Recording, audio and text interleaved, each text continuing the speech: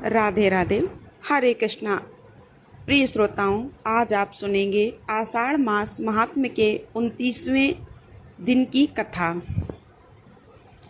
प्रिय श्रोताओं, अब सुनिए आषाढ़ मास महात्म्य में कल से आगे की कथा। कल आपने सिद्ध योगी तैलंग स्वामी जी की कथा सुनी थी। उसी क्रम में अब आगे का वृतांत भी सुनिए। अंबालिका नाम की एक महिला नित्य गंगा स्नान करने के बाद तैलंग स्वामी का दर्शन करने जाती थी।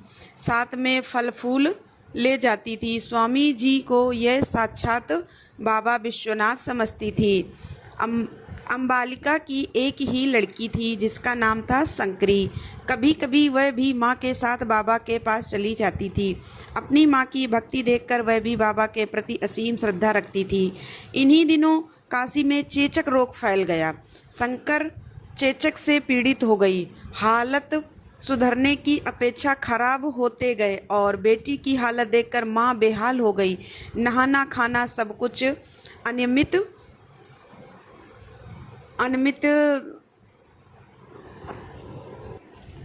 हो गया। एक दिन शंकरी की आवाज़ बंद हो गई। उस दिन की स्थिति देखकर अंबालिका ने समझ लिया कि अब शंकरी नहीं बच सकती, तो वह अपनी बेटी के सिरहाने बैठकर रोने लगी। ठीक इसी माहौल में शंकरी ने कहा, माँ तुम क्यों रो रही हो? बेटी की आवाज़ सुनते ही माँ चौंक गई। अपने आंसुओं को पोंछती हुई बोली, तेरा कष्ट मुझसे देखा नहीं जा रहा है। क्या करेंगे भगवान पता नहीं। स्वामी जी की भी कृपा नहीं हो रही है। न जाने कितने लोगों पर तो उनकी कृपा होती है। मैं बड़ी अभागिन हूँ। लड़की ने हैरान होकर कहा, नहीं माँ, स्वामी जी तो तुम्हारे पास खड़े हैं, देखो। अंबालिका चौंककर चारों ओर देखने लगी, लेकिन उसे स्वामी जी नहीं दिखाई दिए। शायद लड़की प्रलाप कर रही है। बोली, कहाँ हैं स्वामी जी? माँ की बातें सुनते ही शंकरी ने माँ के हाथ को पकड़कर स्वामी जी के चरणों में लगा दिया। तब उन्हें साक्षात तैलंग स्वामी दिखाई पड़े। स्वामी जी ने सांत्वना भरे शब्दों में कहा, घबराओ नहीं बेटी, तुम्हारी बेटी जल्दी स्वस्थ हो जाएगी। अभी इसका मृत्यु योग नहीं आया है। और फिर कुछ दिनों बाद शंकरी पूर्ण रूप से ठीक हो गई। अंबालिका के घर में रामचंद्र भगवान की एक लकड़ी की मूर्ति बनी थी। शंकरी खेल ही खेल में उस मूर्ति की पूजा किया करती थी, जैसा कि आम बच्चे करते हैं। एक दिन उसके मन में आया कि इस लकड़ी की पूजा मैं क्यों करूं? माँ की तरह मैं भी तैलंग स्वामी जी की पूजा करूंगी। उनकी कृपा से ही तो मैं स्वस्थ हो पाई हूँ।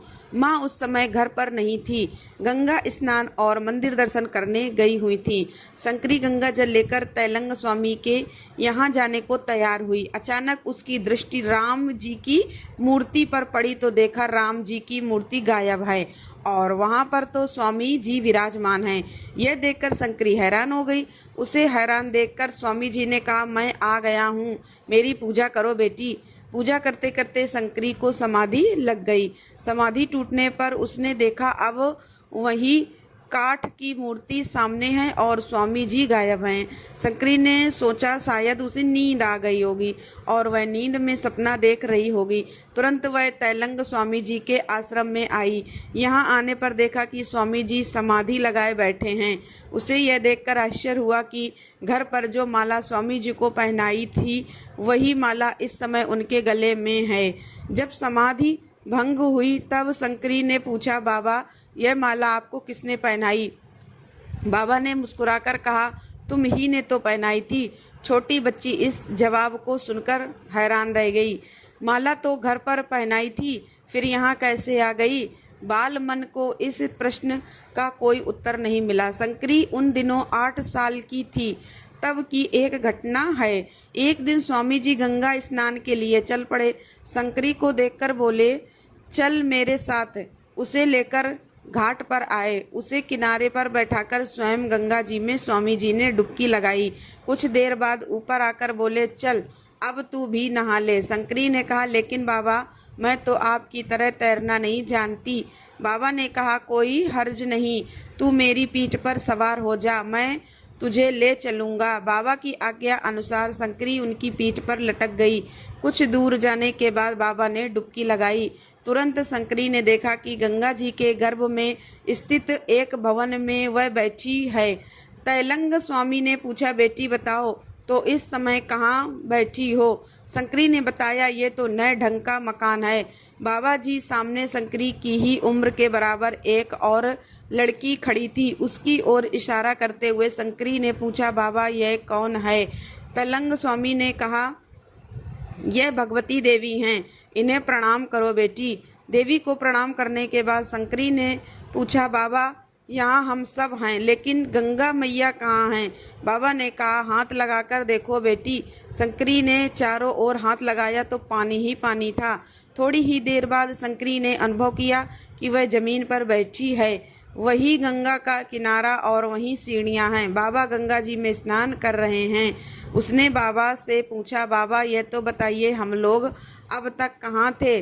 तैलंग स्वामी ने कहा, निष्काम धाम में तुम निष्पाप शिशु को इसीलिए यहाँ पहुँच सकी थी। विजय कृष्ण गोस्वामी दीक्षा ग्रहण करने के पहले 19वीं शताब्दी के चौथे चरण में कट्टर ब्रह्मा समाजी थे।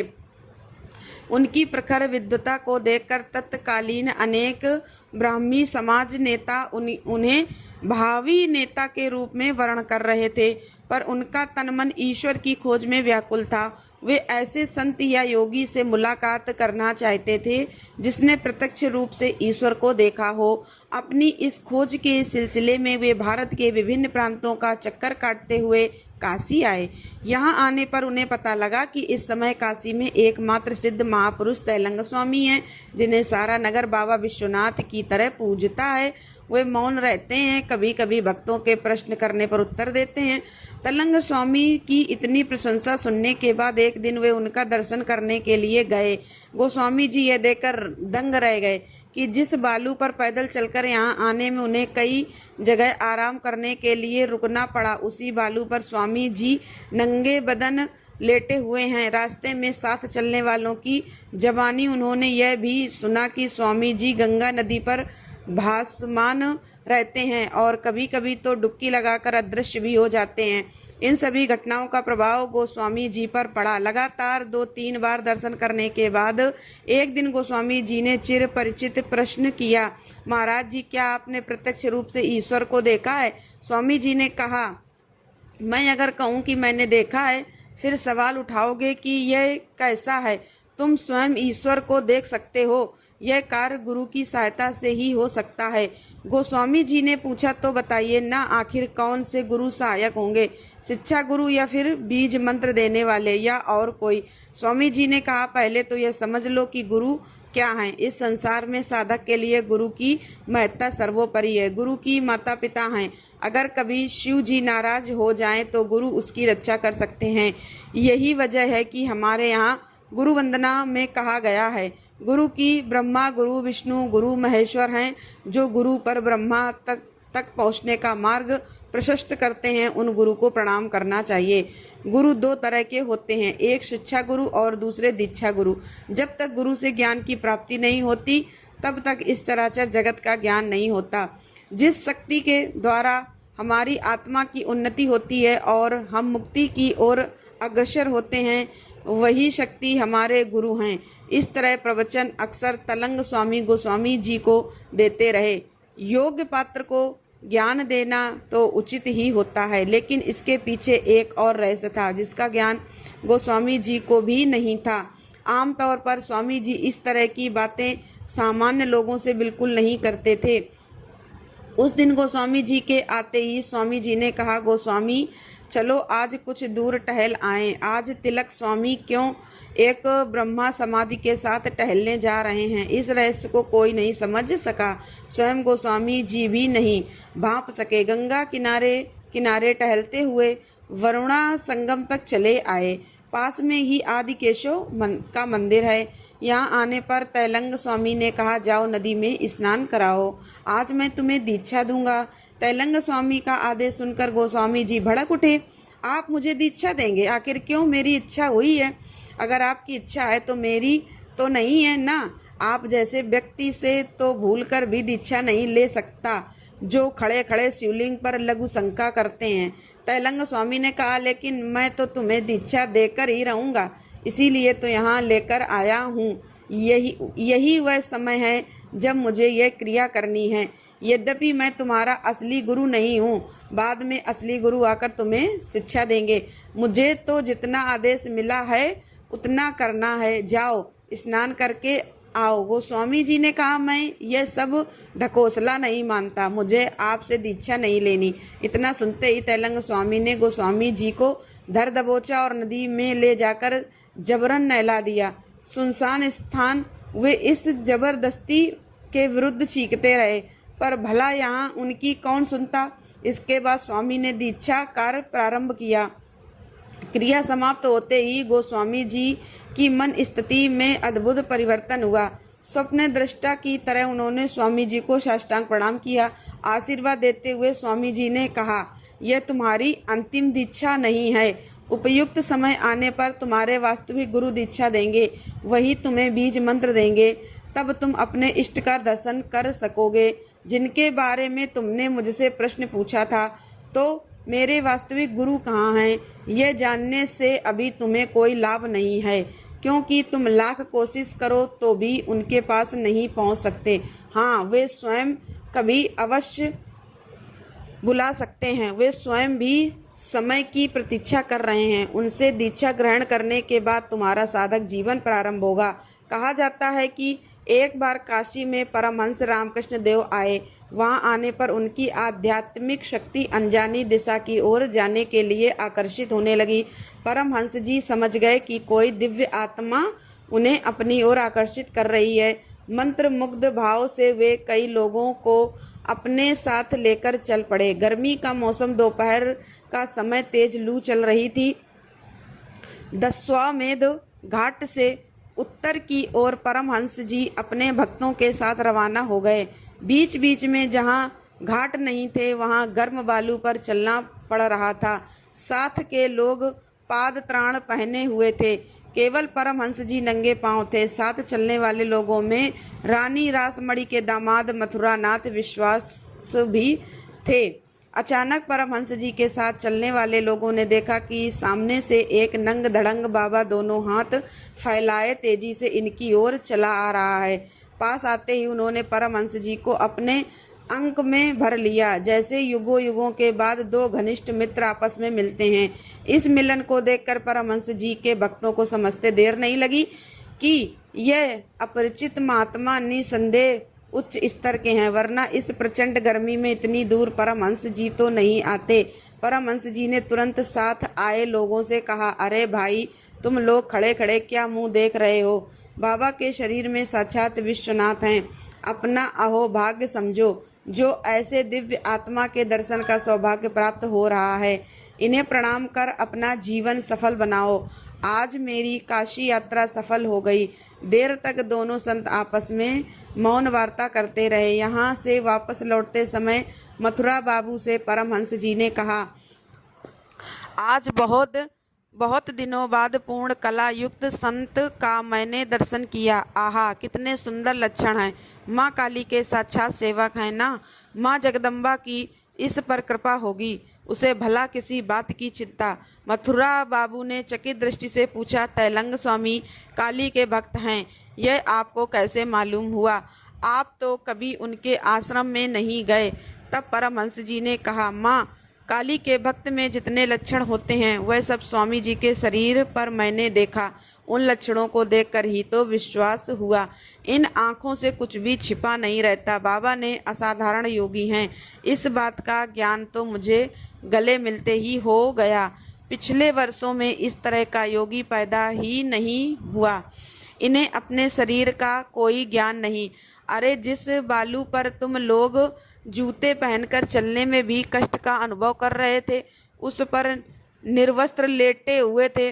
केवल इसी से उनके असाधारणत्व पर प्रकाश पड़ता है। इस घटना के बाद अक्सर परमहंस जी तैलंग स्वामी के पास आते रहे। दोनों व्यक्तियों में साधना के बारे में विचार विमर्श होता था, जिसे उपस्थित भक्त मंडली नहीं समझ पाती थी। एक दिन एक विचित्र घटना हो गई। लोगों ने देखा कि परमहंस जी कुछ लोगों को लेकर आ रहे हैं। सभी के हाथ में बर्तन है। परमहंस जी पास आकर बोले, आज अपने विश्वनाथ को अपने हाथों से खीर खिलाऊंगा, देखूं मेरे बाबा कितना खाते हैं। परमहंस जी की बातें सुनकर तैलंग स्वामी मुस्कुरा पड़े। वे पालथी मारकर बैठ गए। इधर दनादन कटोरी में खीर उड़ेल उड़ेल कर परमहंस जी तैलंग स्वामी जी को खिलाने लगे। देखते ही देखते 20 सेर खीर तैलंग स्वामी ने उदरस्त कर ली, यानी खा ली। उपस्थित लोग यह दृश्य देखकर हैरान रह गए। जो लोग तैलंग स्वामी जी के निकट रहते थे उन्हें यह पता था कि स्वामी जी श्रद्धा और प्रेम से दिए गए भोजन को भी अस्वीकार नहीं करते। कभी कभी एकदा सप्ताह भोजन नहीं करते और कभी कभी केवल जल और बेलपत्र ग्रहण करके रह जाते हैं। अब शेर खीर एक ही आसन में बैठकर खाना सभी के लिए असाधारण घटना थी। तैलंग स्वामी जी के समकालीन भाकरानंद योगीराज श्यामाचरण लाहिड़ी थे। स्वामी भास्करानंद जी के यहाँ कभी कभी स्वामी जी चले जाते थे। उन दिनों स्वामी भास्करानंद दुर्गा कुंड स्थित एक कोठी में रहते थे। लाहिड़ी महाशय ग्रस्त थे, इसलिए तैलंग स्वामी उनके निवास स्थान पर नहीं जाते थे। योगियों में एक विशेष बात यह होती है कि वे अपने योग बल से दूरस्थ योगियों को पहचान लेते हैं। तैलंग स्वामी के बारे में लाहिड़ी महाशय को जानकारी प्राप्त हो गई थी। अपने इष्ट की प्रेरणा से एक दिन तैलंग स्वामी का दर्शन करने के लिए पंचगंगा घाट पर आए। उस समय तैलंग स्वामी अपने भक्तों से घिरे घाट पर बैठे हुए थे। उन्हें दूर से आते देख आकुल भाव से उनकी ओर दोनों हाथ फैलाते हुए चल पड़े। पास जाकर उन्होंने श्यामाचरण लाहिड़ी महाशय को अपने अंक में भर लिया। लगा जैसे राम भरत का मिलन हो रहा हो। दोनों ही व्यक्ति एक दूसरे को मूक भाव से देखते रहे। आसपास खड़े व्यक्ति चकित दृष्टि से इन दो योगियों का आलिंगन देख रहे थे। एक ग्रस्त योगी और दूसरा सर्वत्यागी तैलंग स्वामी के भक्तों का विश्वास था कि उनके बाबा से बड़ा अन्य कोई योगी पुरुष इस संसार में नहीं है। यहाँ जो आता है उसकी कामना बाबा पूर्ण कर देते हैं। कपटी और घमंडी लोगों की बाबा परवाह नहीं करते। उन्हें इस बात पर आश्चर्य हो रहा था कि एक ग्रस्त बंगाली को बाबा इतना सम्मान क्यों दे रहे हैं। दोनों योगी घाट किनारे चुपचाप बैठे रहे। शायद वे एक दूसरे के प्रेम से गदगद हो उठे थे या मूक भाव से एक दूसरे से प्रश्न कर रहे थे। कुछ देर रुकने के बाद श्यामाचरण लाहिड़ी ने बाबा को प्रणाम किया और वापस चले गए। उनके जाने के बाद एक शिष्य ने प्रश्न किया, महाराज अपराध क्षमा करें, मन में एक शंका उत्पन्न हुई है, इसीलिए पूछ रहा हूँ। आप सर्वत्यागी और महान योगी पुरुष हैं और यह बंगाली बाबू जो धोती कुर्ता पहनकर आया था वे सामान्य ग्रस्त हैं, बाल बच्चे वाले हैं। आपने उन्हें इतना सम्मान क्यों दिया? तैलंग स्वामी ने मुस्कुराकर कहा, तुम्हारी शंका ठीक है। बंगाली बाबू ग्रस्त योगी हैं, लेकिन तुम लोगों के पास वह दृष्टि नहीं है जिसके माध्यम से योगी और भोगी का अंतर समझ सको। यह साधारण व्यक्ति नहीं है, असाधारण योगी पुरुष है। पूर्व जन्म की साधना के कारण इस जन्म में इन्हें ग्रस्त घर में जन्म लेना पड़ा। यही इनका अंतिम जीवन है। इसके बाद पुनः जन्म नहीं लेना पड़ेगा। तुम लोग देख नहीं सके, इनके अंग अंग से योग के लक्षण प्रकट हो रहे थे। इनके आगमन की पूर्व सूचना मुझे मिल गई थी। तुम लोगों को चाहिए कि ऐसे योगी के यहाँ जाकर उनका दर्शन करो। श्यामाचरण लाहिड़ी को काशी के निवासी बहुत कम जानते थे, लेकिन तैलंग स्वामी जी की प्रशंसा के कारण उनकी ख्याति फैल गई। जिस साधक की प्रशंसा जीवंत विश्वनाथ तैलंग स्वामी करते हैं वह व्यक्ति निसंदेह असाधारण है। एक देसी नरेश सा परिवार काशी दर्शन करने आए। उन दिनों राजघराने में पर्दा करने की कठोर प्रथा थी। गंगा किनारे स्थित एक भवन में यह राज परिवार आकर ठहरा। काशी आने का अर्थ है गंगा स्नान का पुण्य प्राप्त करना। रानी साहिबा सामान्य महिलाओं की तरह घाट पर स्नान नहीं कर सकती थी। ब्रिटिश शासन काल में देसी नरेशों का काफ़ी दबदबा था। राजभवन से घाट किनारे तक पर्दा लगाया गया ताकि रानी साहिबा को कोई देख ना सके। पर्दे के दोनों ओर पहरेदारों की कड़ी व्यवस्था की गई। सामान्य नागरिकों में से कोई शरारत ना कर सके। एक दिन राजा रानी स्नान करने के बाद जब अपने भवन की ओर वापस लौट रहे थे, तब एक अद्भुत दृश्य देखकर चौंक उठे। उनके सामने पर्दे के भीतर एक नंग धड़ंग व्यक्ति खड़ा है। यह देखकर राजा की भय तन गई। इतनी कड़ी व्यवस्था के रहते यह व्यक्ति भीतर कैसे आ गया? मारे क्रोध से उनका शरीर कांपने लगा। रानी और उनके साथ आई दासियों की हालत और भी खराब हो गई। राजा ने कड़क कर पूछा, कौन हो तुम? भीतर कैसे आ गए? उस व्यक्ति ने कोई जवाब नहीं दिया। अब यह देखकर राजा उबल पड़ा। उसने संतरी कहकर चीखा और राजा की चीख सुनते ही कई पहरेदार भीतर की ओर आ गए। रानी और उनकी दासियां चुपचाप भवन के भीतर चली गईं। राजा ने निर्वस्त्र व्यक्ति की ओर इशारा करते हुए पूछा, यह आदमी भीतर कैसे आया? जवाब दो, वरना अभी तुम लोगों को गोली मार दूंगा। पहरेदार भला क्या जवाब देते? वे तो पर्दे के बाहर पहरा दे ही रहे थे। इनमें से किसी ने इन बाबा को पर्दे के भीतर जाते नहीं देखा था। अब सभी एक दूसरे का मुंह देखने लगे। अब तो राजा को समझते देर नहीं लगी कि पहरेदारों की नज़र बचाकर यह आदमी भीतर आ गया है और इसकी नीयत बिल्कुल ठीक नहीं है। तभी राजा ने कहा, गिरफ्तार कर लो इसे और कोठी में ले चलो, कहीं इससे पूछा जाएगा। कोठी के भीतर आकर राजा ने फिर वही सवाल किया। वह व्यक्ति चुपचाप मौन खड़ा रहा। राजा भीतर ही भीतर क्रोध से भरने लगा। अचानक एक व्यक्ति ने आगे बढ़कर हाथ जोड़ते हुए कहा, अन्नदाता मुस्ताकी माफ़ करें, इन महात्मा को जल्द छोड़ दिया जाए। यह बड़े अलौकिक महात्मा हैं, सारा नगर इनका सम्मान करता है और आप तैलंग स्वामी जी महाराज हैं। अब तो तैलंग स्वामी जी का नाम सुनते ही राजा नरम पड़ गए। उन्हें लगा जैसे इस नाम को वे पहले भी कहीं सुन चुके हैं, पर कहा यह स्मरण नहीं कर पा रहे थे। लेकिन उन्हें इस बात पर विश्वास नहीं हो रहा था कि इतने बड़े संत चुपके से कैसे औरतों के बीच में, और वह भी इस रूप में आ गए। क्या यह संत हैं या फिर कोई पागल? क्योंकि यह स्थल राजा का अपना राज्य नहीं था और फिर यहाँ ब्रिटिश हुकूमत है। बेकार झंझट लेने से क्या लाभ? राजा ने कहा, ठीक है, इसे कोठरी के बाहर निकाल दो, पहरा और कड़ा कर दो। आगे अगर ऐसी घटना फिर हुई तो तुम सभी लोगों को निकाल दूंगा। उस दिन कोठी के भीतर हर कोई इस घटना की चर्चा करता रहा। कोठी में जो लोग काम कर रहे थे उनमें कुछ स्थानीय व्यक्ति भी थे। वे तैलंग स्वामी जी को पहचान चुके थे। अब उन्हें इस बात का भय सताने लगा कि कहीं कोई अनिष्ट न हो जाए। और फिर उसी दिन आधी रात के समय अचानक राजा साहब की चीख पूरी कोठी में गूंज उठी। सभी लोग जाग गए। लोग राजा साहब के कमरे में आए तो देखा वे बेहोश पड़े हैं। लोग उनकी सेवा में लग गए। अब तो पूरी कोठी में कोहराम मच गया। राजा साहब के परिवार के लोगों ने इस हादसे के बारे में प्रश्न किए, पर कोई माकूल जवाब नहीं दे सका। लोगों को समझते देर नहीं लगी कि निसंदेह कोई भयंकर दुर्घटना हो गई है, जिसके कारण राजा साहब बेहोश हो गए हैं। दूसरे दिन होश में आते ही राजा ने पहरेदारों को बुलाकर कहा, तुम लोग जल्दी से जल्दी यह पता लगाओ कि तैलंग स्वामी जी का स्थान कहाँ है और इस समय वे कहाँ दर्शन दे सकते हैं। आज्ञा पाते ही प्यादे नगर में तैलंग स्वामी जी की खोज में चल पड़े।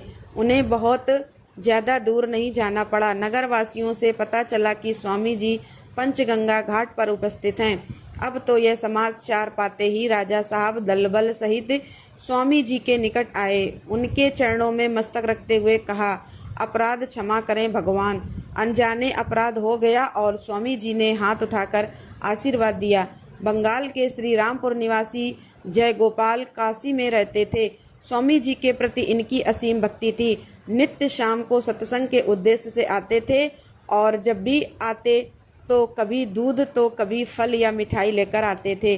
स्वामी जी को यह समझते देर नहीं लगी कि जय गोपाल किसी कामना के उद्देश्य से नहीं आता है, बल्कि साधु संतों के प्रति भक्ति होने के कारण आता है। एक दिन जब वह आया तो उसके दिल की धड़कन बढ़ गई। उसने स्वामी जी से कहा, पता नहीं आज क्यों सुबह से ही मेरा दिल धड़क रहा है।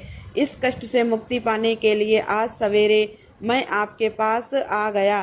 तैलंग स्वामी ने ध्यान लगाया। कुछ देर बाद आंखें खोलते हुए बोले, ठीक है, शाम को आना, तब सारी बातें बता दूंगा। शाम को जय गोपाल जब बाबा जी की सेवा में उपस्थित हुए तो उन्होंने कहा, तुम्हारे पिता अस्वस्थ हो गए हैं, आज सुबह तुम्हारी याद कर रहे हैं और अब उनका निधन हो गया है। और फिर दूसरे दिन जय गोपाल जब अपनी जन्मभूमि श्री रामपुर जाने की तैयारी कर रहे थे, ठीक उसी समय उनके पास उनके पिता के निधन का तार आ गया। सन 1874 ईस्वी की घटना है। पूज्य पृथ्वी गिरिराज महाराज के शिष्य स्वामी विद्यानंद गिरिजा काशी आए और राजघाट स्थित एक मठ में ठहरे। मठ के लोगों ने कहा, महाराज, इधर काफ़ी दिनों के बाद आपका काशी में आगमन हुआ है। अब यहाँ कई मंदिर बन गए हैं, अनेक संत योगी पुरुष आजकल यहाँ निवास कर रहे हैं, इन सभी का दर्शन कर लीजिए। पता नहीं फिर कब आपका आगमन होगा। स्वामी जी ने कहा, काशी के सभी मंदिरों के दर्शन मैं कर चुका हूँ और इस बार आने का उद्देश्य एकमात्र यही है, महात्मा तैलंग स्वामी के दर्शन। उनके अलावा मेरे लिए काशी में कुछ भी दर्शन ही नहीं है। एक दिन स्वामी विद्यानंद अकेले तैलंग स्वामी जी के आश्रम में आए। उन्हें देखते ही देखते तैलंग स्वामी ने अपने अंक में भर लिया। उपस्थित लोग यह दृश्य देखते ही रहे कि अचानक दोनों स्वामी शून्य या हवा में न जाने कहाँ गायब हो गए। अब तो चकित होकर लोग एक दूसरे का मुंह देखने लगे।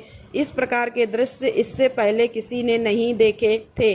लगभग आधे घंटे बाद स्वामी जी ठीक उसी स्थान पर प्रकट हो गए जहाँ से वे अदृश्य हुए थे, मगर इस बार वे अकेले थे। स्वामी विद्यानंद का कहीं अता पता नहीं था। कुछ लोग कौतूहलवश राजघाट स्थित उक्त मठ में गए जहां स्वामी विद्यानंद जी ठहरे हुए थे। लोगों ने देखा कि वहां स्वामी जी बैठे लोगों से वार्तालाप कर रहे हैं। तैलंग स्वामी जी के बारे में कहा जाता है कि वे जल्द किसी को अपना शिष्य नहीं बनाते। भारत के अधिकांश संत अपने को अमर बनाए रखने के लिए मठ, आश्रम, भवन या मंदिर की स्थापना करते हैं, अपना नाम का संप्रदाय स्थापित करते हैं, लेकिन स्वामी जी ने इस दिशा में कोई भी कार्य नहीं किया। शिष्यों की बड़ी फौज इसलिए नहीं बनाना चाहते थे कि अधिकांश शिष्य तो गुरु के बताए मार्ग पर नहीं चलना चाहते थे और अधिकतर लोग स्वार्थ के लिए शिष्य चले आते हैं। ऐसे शिष्यों के समस्त पापों का भार गुरु को ही वहन करना पड़ता है। अगर शिष्य गुरु के बताए जप साधना को अधूरा रखते हैं तो उसे गुरु को ही पूर्ण करना पड़ता है। प्राचीन काल से अब तक सिद्ध संत शिष्य बनाने के पहले कठोर परीक्षा लेते आए हैं। जो लोग गुरु के बताए मार्ग का अवलंबन करते हुए धैर्य के साथ साधना के मार्ग पर पड़ते हैं, केवल वही परमार्थ प्राप्त करते हैं। महान साधक का शिष्य बनने के लिए कितने धैर्य, लगन, निष्ठा और भक्ति की जरूरत होती है। गुरु कृपा पाने के लिए कितनी मुसीबतें सहनी पड़ती हैं, इसका उदाहरण मुखर्जी बाबू के जीवन से मिलता है। कलंग स्वामी जी की योगिक चर्चाओं को सुनकर उमाचरण जी काशी चले आए। इसमें कोई संदेह नहीं कि पूर्व जन्म के फल का प्रभाव उन्हें यहाँ तक ले आया था। दरअसल वे शिष्य बनने की कामना लेकर नहीं आए थे, वे ये जानते थे कि पुनर्जन्म क्या होता है। कुलीन ब्राह्मण होने के कारण उनमें ईश्वर और देव दिव्यों के प्रति भक्ति थी, धार्मिक बातों पर विश्वास करते थे। उनका ख्याल था कि सिद्ध पुरुष अपने ज्ञान के माध्यम से इस सत्य को प्रकट कर सकते हैं। काशी आकर वे गंगा स्नान करने गए। इसके बाद तलंग स्वामी के आश्रम का पता लगाकर वहां चले आए। तब स्वामी जी के पास न जाकर उमाचरण जी एक ओर खड़े हो गए।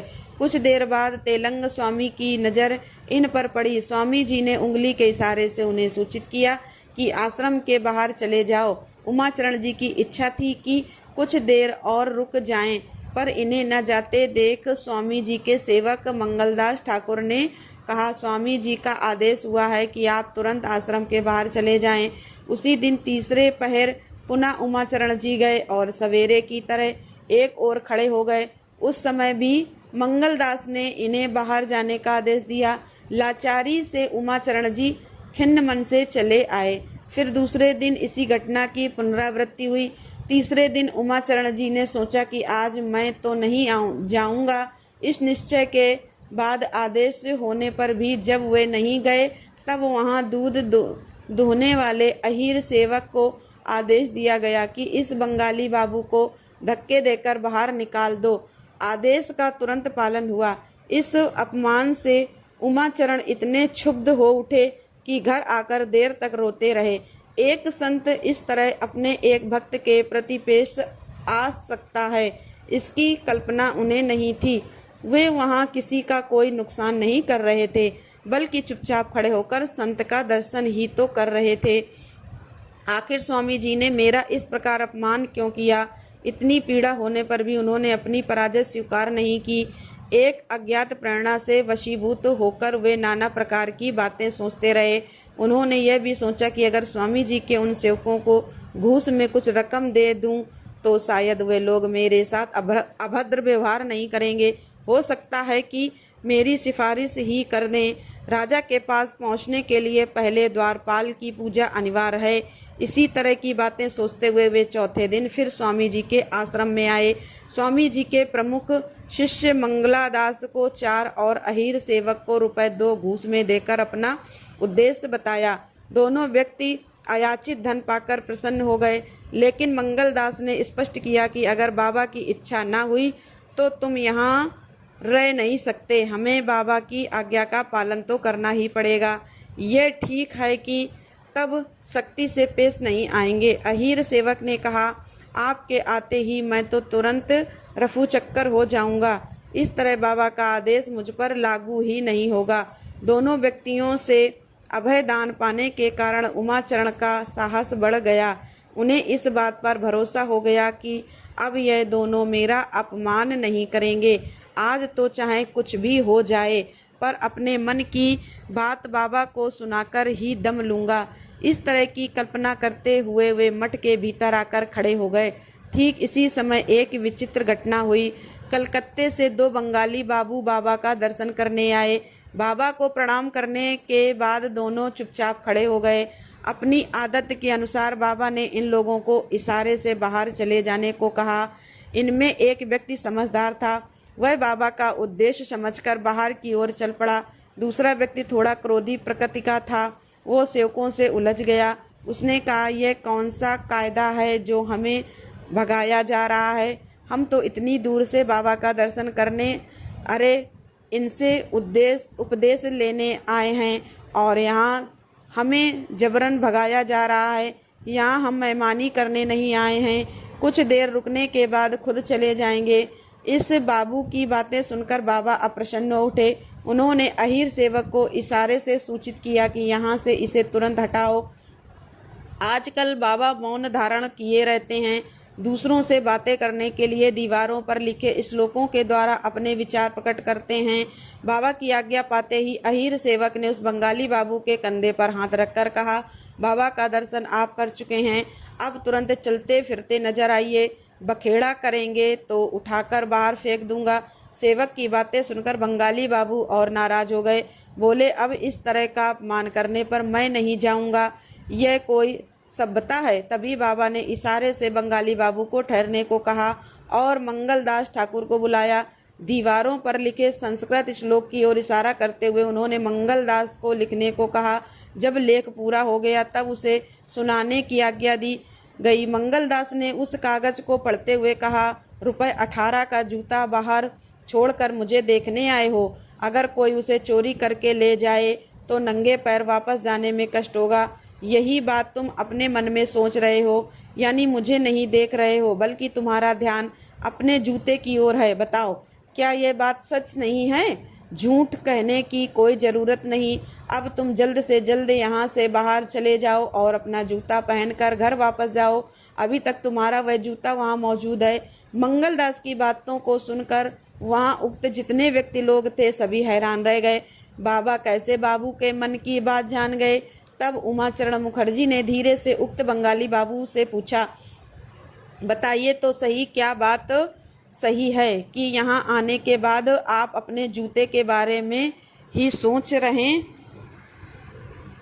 रहे हैं? बंगाली बाबू बाबा के कथन से हैरान रह गए थे। लज्जित भाव से उन्होंने कहा, जी हाँ महाशय, बात सही है। मैं दर्शन करते समय अपने जूते के बारे में ही सोच रहा था। कल ही खरीदा है, पूरे रुपए 18 का है। अब तक स्वामी जी के प्रति मेरी श्रद्धा जागृत नहीं हुई थी। अब मैं इन्हें नहीं छोड़ूंगा, भले ही कष्ट उठाना पड़े। जो व्यक्ति त्रिकालदर्शी है उसके चरणों की धूल पाना तो सौभाग्य की बात है। अब बंगाली बाबू मन ही मन अपनी मूर्खता के लिए पश्चाताप कर रहे थे, लेकिन तीर तो हाथ से निकल चुका था। इस भूल के लिए क्या करूं, यही सोच रहे थे कि सहसा पुनः बाबा ने आदेश दिया, तुम दोनों यहाँ से चले जाओ। दोनों चुपचाप चले गए। इन दोनों के जाने के बाद बाबा ने उमाचरण को भी जाने का आदेश दिया। उदास होकर वे भी चले गए, लेकिन इससे वे पूरी तरह मायूस नहीं हुए। नित्य नियम से बाबा का दर्शन करने आते रहे और बराबर चले जाने का आदेश पाकर वापस चले जाते थे। 13वें दिन जब वे बाबा के सामने उपस्थित हुए तब अचानक वे फूट फूट कर रोने लगे। अपने आप को संभालना उनके लिए कठिन हो गया। इन्हें रोते देखकर बाबा ने दयात्र होकर बैठ जाने का इशारा किया। यह आदेश पाते ही उमाचरण का संपूर्ण आवेग आंसुओं में बदल गया। वे तैलंग स्वामी के चरणों पर मस्तक रखकर देर तक रोते रहे। कुछ देर बाद स्वामी जी ने मंगलदास को इशारे से कहा कि आज इन्हें जाने को कह दो, कल सवेरे आने को कह दो। स्वामी जी का यह आदेश पाते ही उमाचरण जी प्रसन्नता से भाव विभोर हो उठे। आज तो बहुत दिनों बाद इन चरणों के दर्शन की आज्ञा प्राप्त हुई है। अब घर आकर वे बड़ी बेसब्री के साथ दिन गुजरने की प्रतीक्षा करने लगे। काशी आने का बाद आज ये पहली रात थी जब उन्हें गहरी नींद आई। दूसरे दिन गंगा स्नान के बाद स्वामी जी के पास पहुँचे। बाबा के चरण रज को सिर से लगाया। बाबा ने मंगलदास को इशारे से बुलाकर एक पत्थर, एक टुकड़ा गेरू और एक लोटा पानी लाने का आदेश दिया। सारी सामग्री उमाचरण के निकट रखने के बाद मंगलदास ने कहा, बाबा का आदेश है कि आप यहाँ बैठकर गेरू पीसें। दोपहर के समय बाबा ने उमाचरण को इशारे से कहा कि अब घिसना बंद कर दो और घर चले जाओ। घर पर भोजन विश्राम के बाद शाम को आने पर उमाचरण ने देखा कि सवेरे जितना गेरू घिस कर रख गए हैं उस गेरू से इस समय एक ब्रह्मचारी दीवारों पर श्लोक लिख रहा है। शाम के वक्त भी इन्हें गेरू घिसने का आदेश दिया गया। दूसरे दिन भी यही कार्य दिया गया। आदेश का तो पालन करना ही था। जो हाथ ऑफिस में कलम चलाते थे उन्हें यहाँ गेरू घिसना पड़ रहा था। थोड़ी देर बाद घिसने की गति मंद पड़ गई। दोनों हाथों की कलाइयाँ दर्द करने लगी। और प्रिय श्रोताओं, इसके बाद जो कुछ हुआ उसका वृत्तांत आप सभी कल के अध्याय में जरूर सुनिएगा। आशा करती हूँ कि आपको सिद्ध योगी तैलंग स्वामी जी की यह कथा पसंद आई होगी। अब सुनिए सीता नित्यनेम की कहानी। कहती थी और भगवान श्री राम इसे सुना करते थे। एक दिन भगवान को किसी काम से बाहर जाना पड़ गया तो सीता माता कहने लगी, प्रभु मेरा तो 12 वर्ष का नित्यनेम है और अब आप बाहर जाएंगे तो मैं अपनी कहानी किसे सुनाऊंगी।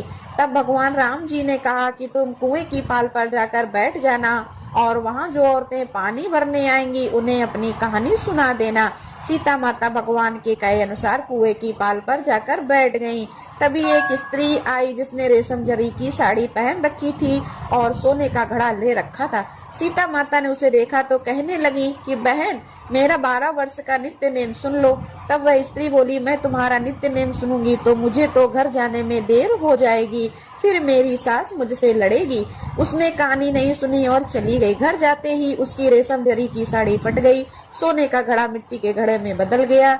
ये सब देखकर सासू माँ ने पूछा, अरे बहू ये किसका दोष अपने सिर पर लगाकर आई हो। तब बहू ने कहा कि माँ जी कुएं पर एक औरत बैठी थी, उसने कहानी सुनने के लिए कहा लेकिन मैंने नहीं सुनी, जिसका यह फल मुझे मिला है। अब बहू की बात सुनकर अगले दिन वही साड़ी और घड़ा लेकर सास कुएं की पाल पर गई। सास को वहीं पर सीता माता बैठी मिली तो सीता माता ने उनसे भी कहा कि बहन मेरी कहानी सुन लीजिए। सास बोली कि एक बार छोड़, मैं तो 4 बार कहानी सुन लूंगी। तब सीता माता ने कहना शुरू किया, राम आए लक्ष्मण आए, देश के पुजारी आए, नित्य नेम का नेम लाए, आओ राम बैठो राम, तपी रसोई जी मो राम, माखन मिश्री खाओ राम, दूध बतासा पियो राम, सूत के पल का मोठो राम। साल दुशाला ओट पोठो राम, शाल दुशाला ओढ़ो राम, जब बोलूं जब राम ही राम। राम सवारे सबके काम, खाली घर भंडार भरेंगे, सबका बेड़ा पार करेंगे। श्री राम जय राम जय जय राम। सास बोली कि बहन कहानी तो बहुत अच्छी लगी। कहानी सुनकर सास घर चली गई और उसकी वह साड़ी फिर से रेशम जरी की बन गई और मिट्टी का घड़ा भी सोने के घड़े में बदल गया। यह सब देखकर बहू बोली, माँ जी आपने ये सब कैसे किया? सास ने कहा, बहू तू तो दोष लगा के आई थी और मैं अब दोष उतार कर आ रही हूँ। बहू ने हैरान होकर फिर पूछा कि तो माँ जी वह कुएं वाली स्त्री कौन है? सास बोली, वे तो साक्षात सीता माता थी। वे पुराने से नया कर देती है, खाली घर में भंडार भर देती हैं। वह लक्ष्मी जी का वास घर में कर देती हैं, व्यक्ति की जो भी इच्छा हो उसे पूरा कर देती हैं। तब बहू बोली, माँ जी फिर तो ऐसी कहानी मुझे भी सुना दीजिए। सास बोली कि ठीक है तुम भी सुनो। फिर सास ने कहानी शुरू की। राम आए लक्ष्मण आए, देश के पुजारी आए, नित्य नेम का नेम लाए, आओ राम बैठो राम, तपी रसोई जी मो राम, माखन मिश्री खाओ राम, दूध बतासा पियो राम, सूत के पल का मोठो राम, साल दुसाला पोठो राम, साल दुसाला ओढ़ो राम, जब बोलूं जब राम ही राम, राम सवारे सबके काम, खाली घर भंडार भरेंगे, सबका बेड़ा पार करेंगे। श्री राम जय जय राम। कहानी सुनकर बहू बोली, माँ जी कहानी तो बहुत अच्छी है। सास ने कहा, ठीक है अब तो हम इस कहानी को रोज कहा करेंगे। अब सास बहू रोज सवेरे उठती, नहाती धोती और पूजा करने के बाद नित्य नेम की सीता माता की कहानी कहती। एक दिन उनके यहाँ पड़ोस की एक औरत आई और बोली, बहन जरा सी आँच तो दे देना। तो वे बोली कि आँच तो अभी तक हमने जलाई ही नहीं। पड़ोसन ने पूछा, तो फिर तुम सुबह 4 बजे से उठकर क्या कर रही हो? उन्होंने बताया कि सुबह उठकर हम तो पहले पूजा करते हैं, फिर सीता माता की नित्य नेम की कहानी कहते हैं। पड़ोसन ने उनकी बात सुनकर फिर पूछा, सीता माता की कहानी कहने से तुम्हें क्या मिला? तब वे बोली कि इनकी कहानी कहने से घर में भंडार भर जाते हैं, सारे काम सिद्ध हो जाते हैं, मन की इच्छा भी पूरी होती है। पड़ोसन बोली कि बहन फिर तो ऐसी कहानी मुझे भी सुना दो। वह बोली, ठीक है तो फिर तुम भी ये कहानी सुन लो। राम आए लक्ष्मण आए, देश के पुजारी आए, नित्य नेम का नेम लाए, आओ राम बैठो राम, तपी रसोई जी मो राम, माखन मिश्री खाओ राम, दूध बतासा पियो राम, सूत के पल का मोठो राम, साल दुसाला पोठो राम, साल दुसाला ओढ़ो राम, जब बोलूं जब राम ही राम, राम सवारे सबके काम, खाली घर भंडार भरेंगे, सबका बेड़ा पार करेंगे। श्री राम जय जय राम। सारी कहानी सुनने के बाद पड़ोसन कहने लगी, बहन कहानी तो मुझे बहुत अच्छी लगी। अब वह पड़ोसन भी नित्य नेम सीता माता की कहानी कहने लगी। कहानी कहने से सीता माता ने पड़ोसन के भी भंडार भर दिए। अब तो पूरे मोहल्ले में नित्य नेम की कथा चल पड़ी और हर किसी की मनोकामना सीता माता की कृपा से पूरी होने लगी। हे सीता माता, हे जानकी माता, जैसे आपने उनके भंडार भरे वैसे ही हम सबके भी भरना। कहानी कहने वाले के, सुनने वाले के और हुंकार भरने वाले के भी सभी प्रेम से बोलिए सीता माता की जय। अब सुनिए तुलसी माता की आरती। तुलसी महारानी नमो नमो, हर की पटेरानी नमो नमो, तुलसी महारानी नमो नमो, हर की पटेरानी नमो नमो, धन तुलसी पूर्ण तप कीनो, धन तुलसी पूर्ण तप कीनो, सालीग्राम बनी पटेरानी नमो नमो, तुलसी महारानी सालीग्राम बनी पटेरानी नमो नमो, तुलसी महारानी नमो नमो, जाके पत्र मंजरी कोमल, जाके पत्र मंजरी कोमल, श्रीपति कमल चरण लपटानी नमो नमो, तुलसी महारानी नमो नमो, नमो नमो, धूप दीप नैवेद्य आरती, धूप दीप नैवेद्य आरती, पुष्पन की बरसा बरसानी नमो नमो, तुलसी महारानी नमो नमो, 56 भोग 36 व्यंजन, 56 भोग 36 व्यंजन, बिन तुलसी हरिये के न मानी नमो नमो, तुलसी महारानी बिन तुलसी हरिये के न मानी नमो नमो, तुलसी महारानी नमो नमो सभी सखी मैया तेरो यश गावे, सभी सखी मैया तेरो यश गावे। भक्ति दान दी जय महारानी, नमो नमो तुलसी महारानी, नमो नमो तुलसी महारानी, नमो नमो हर की पटरानी, नमो नमो तुलसी महारानी, नमो नमो हर की पटरानी। बोलो तुलसी मैया की जय। दोस्तों वीडियो को लाइक और चैनल को सब्सक्राइब अवश्य करिएगा। धन्यवाद दोस्तों।